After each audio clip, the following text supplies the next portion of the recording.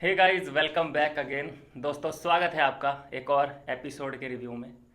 दोस्तों, आज का जो पूरा एपिसोड था इर्द गिर्द घूमा है एक लड़की के। वो लड़की है सना मकबूल। सना मकबूल, ये नाम याद रखना। आज के एपिसोड में बड़ा अहम रोल था सना मकबूल का। आज ऐसा क्या हुआ कि सना मकबूल को रोना पड़ा, उल्टियाँ करनी पड़ी, ज़बरदस्ती की खांसी। भाई, ये जो आजकल ड्रामा चल रहा है ना अंदर, बेहोश होने का, अपनी तबीयत जानबूझ के ख़राब करने का, फिर अटेंशन पाने के बाद रोने का एक ऐसा बड़ा क्या बोलते हैं उसको, इफ़ेक्टिव तरीका है लोगों का ध्यान अपनी तरफ आकर्षित करने का। एक तो चार पांच लोग आ जाते हैं आंसू पोंछने के लिए, ऊपर से जो व्यूवरशिप बढ़ जाती है, और बाहर जो बैठे रहते हैं लोग, हम जैसे व्यूवर जो बैठे हैं, उनके भी दिल पसीज जाते हैं कि भाई यार, इसको क्या इफ़ेक्ट हो गया, क्यों इसका मासूम सा दिल, क्यों ये रोने लगा। एक बात बताइए मुझे, सना मकबूल के बहुत फैंस हैं, मुझे पता है। सना मकबूल को चाहने वाले, उनकी जो सुंदरता है वह बहुत ही खूबसूरत है। वो वाकई में जो उन्होंने अपनी आप बीती बताई है, ज़्यादा तो डिस्क्राइब नहीं किया है उन्होंने, लेकिन सिर्फ एक इंसिडेंट के बारे में बताया था। ये स्टोरी वायरल है उनकी, कि जो उन्होंने आप बीती बताई अपनी। हमारी भी संवेदनाएं हैं उनके साथ, हम भी बहुत चाहते हैं, लेकिन दोस्तों, ऐसा कैसे हो सकता है कि सना मकबूल की सिर्फ उस ही बंदे से दोस्ती है जिसके फॉलोअर ज़्यादा हैं। जिसके फॉलोअर ज़्यादा हैं, सना मकबूल उसके साथ बहस क्यों नहीं कर पाती है? आप मुझे बताइए। साई केतन है, उसके फॉलोअर नहीं है, 1 मिलियन भी नहीं है, उसके साथ बहस चलती है, दबा के बहस चलती है। रणवीर शौर्य हैं, उनका 1 मिलियन भी नहीं है, उनके साथ दबा के बहस चलती है। दीपक चौरसिया से कोई लेना देना है नहीं, ना ही लड़ाई करनी है दीपक से, ना ही बना के रखनी है। तो कहने का मतलब सिर्फ इतना सा है दोस्तों, कि आज नेजी के लिए जो आंसू बहाए हैं, फूट फूट के रोई है लड़की। वाकई में मैंने नहीं सोचा था कि इन दोनों का इतना स्ट्रांग बॉन्ड है कि एक दूसरे के ये लोग आंसू भी बहा सकते हैं। देखिए, नेजी का जो ग्राफ चढ़ा है, कब से चढ़ा है? जब से फीडबैक मिला है वीकेंड के बार पे। रफ्तार आया, वो कह रहा है भाई अपना नेजी भाई अंदर है भाई। उधर वो आया था राघव जुयाल, वो ही बोला भाई नेजी भाई क्या हाल चाल। तो जब ये फीडबैक मिला है और अंदर सभी लोगों के कान खड़े हो गए कि भाई हाँ, हमारे बीच में एक नेजी भाई करके है जो मुंबई का शाना है। तो यहाँ पर जो बात आई, और जब ये एक दूसरे के साथ टाइम स्पेंड कर रहे थे, बातचीत क्लियर कर रहे थे कि यार मेरी मजबूरी बन गई थी, इतना ज़्यादा कन्वेंस करने की कोशिश की गई कि मैं मजबूरी बन गई, मैं तुम्हें नॉमिनेट नहीं करना चाहती थी, बस हो गया, हम मैं डिफेंड नहीं कर पाई तुम्हें। और कान पकड़ रहे हैं, सॉरी बोल रहे हैं, ऐसे का क्या फ़ायदा भाई? मतलब क्या मतलब है इस बात का कि जब तुमने उसको नॉमिनेट भी कर दिया, उसके बाद तुम सॉरी पे सॉरी, सॉरी पे सॉरी पेलते जा रहे हो। एज ए व्यूवर कोई सोचे तो वो तो चूतिया बन रहा है ना, जो देखने वाला है कि यार ये क्या ड्रामा चल रहा है। एक तरफ तुम गले लगा रहे हो और पीछे से तुम खंजर भोंक रहे हो, ये इसका मतलब ये हुआ ना। तो खैर, ये तो इन सब लोगों की स्ट्रेटजी होती है। एक एक के साथ लव एंगल बनाना होता है, एक के साथ बॉन्डिंग इतनी प्योर वाली बनानी होती है। लव मतलब दोस्ती होती है ना, ना ही वो प्यार होता है, ना ही वो भैया होता है, वो होता है दोस्त। और एक होता है भैया। तो ये सभी कैरेक्टर फिट कर रखे हैं सना मकबूल ने। सना मकबूल की दोस्त की कैटेगरी में आते हैं विशाल और कटारिया, और लव की कैटेगरी में मुझे लग रहा है कहीं ना कहीं अट्रैक्शन है नेजी, और भैया की जो कैटेगरी में है वो आ रहे हैं अरमान मलिक साहब। तो पूरा फिक्स है, लड़की का पूरा फिक्स है, पूरा अच्छे से खेल लिया गेम को और बना के रखा है। आज कई दिनों बाद बिग बॉस ने जब ये बोला सना मकबूल को कि यार अगर कान ही पकड़ने थे, इतना सॉरी ही बोलना था, तो नॉमिनेट क्यों किया, ऐसा कुछ बोला था बिग बॉस ने। पहली बार मेरे दिल की बात कही उन्होंने, सही कहा। यार रिग्रेट किस बात का कर रहे हो तुम? अंदर ही बंदे को हलाल करके आए हो, उसके बाद तुम वहाँ सॉरी फील कर रहे हो, ये दिखावा किस बात का भाई? एज ए व्यूवर कोई अगर सोचे तो वो बेवकूफ़ बनना है देखने वाला। तो ये गेम है जो कि सना मकबूल का चल रहा है, और काफ़ी स्ट्रॉन्ग गेम चल रहा है।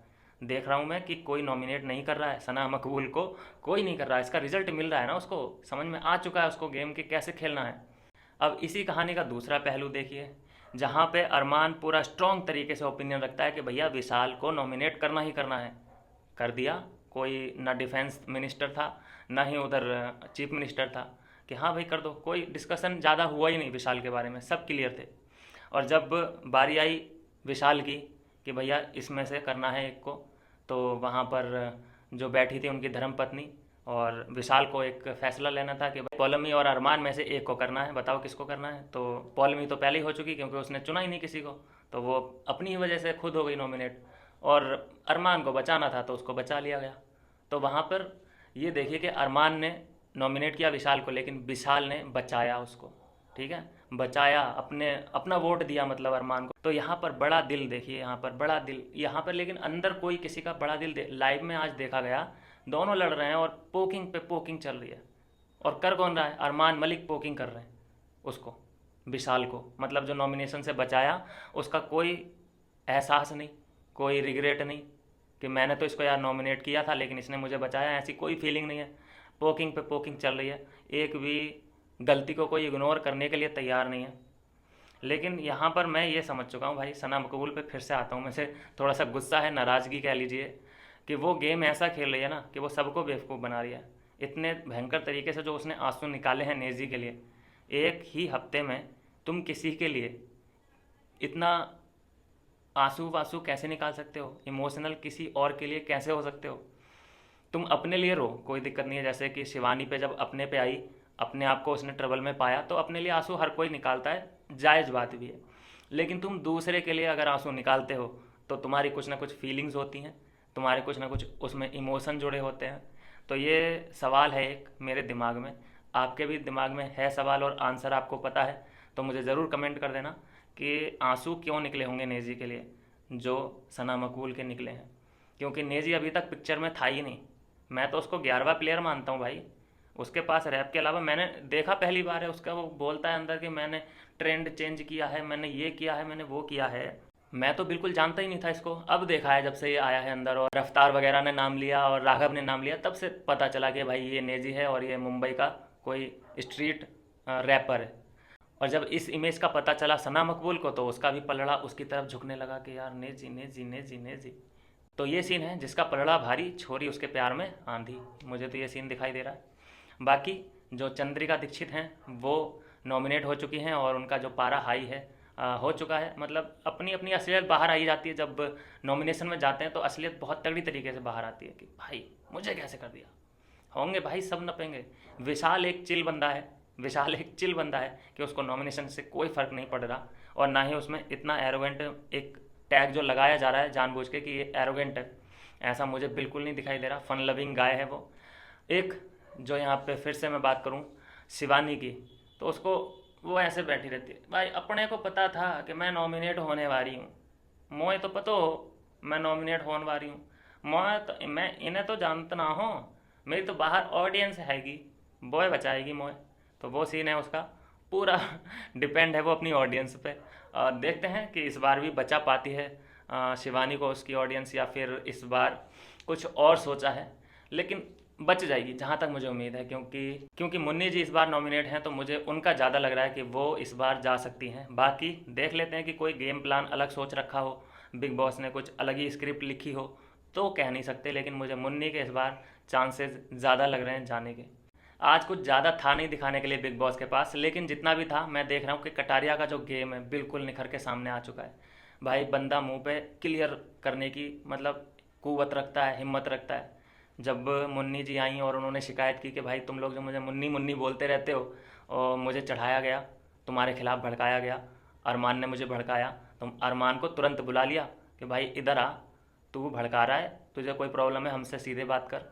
तो ये बहुत एम्बेरसिंग था पहली बात मुन्नी के लिए, क्योंकि सामने ही चिट और पत्त कराया गया, ऐसा नहीं करना चाहिए था मेरे हिसाब से, तो अकेले में बात करनी चाहिए थी। लेकिन गेम बहुत सुधारा है, बहुत सुधारा है भाई। ज़्यादा कुछ आज का है नहीं, लेकिन जो भी है ये है दोस्तों अभी तक का रिव्यू, आज के एपिसोड का ये फाइनल रिव्यू है। और मुझे देखना होगा कि नज़र मेरी बनी है फ़िलहाल किस पे, सना मकबूल पे, जो उसके आंसू निकले हैं ना नेजी के लिए। वैसे तो मैं चाहता हूँ कि एक लव स्टोरी मुझे देखने को मिले, क्योंकि बिना लव स्टोरी के कोई भी फिल्म मुझे अच्छी लगती नहीं है। तो मैं चाहता हूँ कोई लव स्टोरी बने अंदर, ताकि हमें मज़ा आए देखने में और भी दिलचस्प लगे ये बिग बॉस OTT 3 का सीज़न। लेकिन कोई ऐसी जोड़ी ना बन जाए जिसको हमें देखने में बिल्कुल मज़ा ना आए। मिलता हूँ नेक्स्ट वीडियो में नई अपडेट के साथ।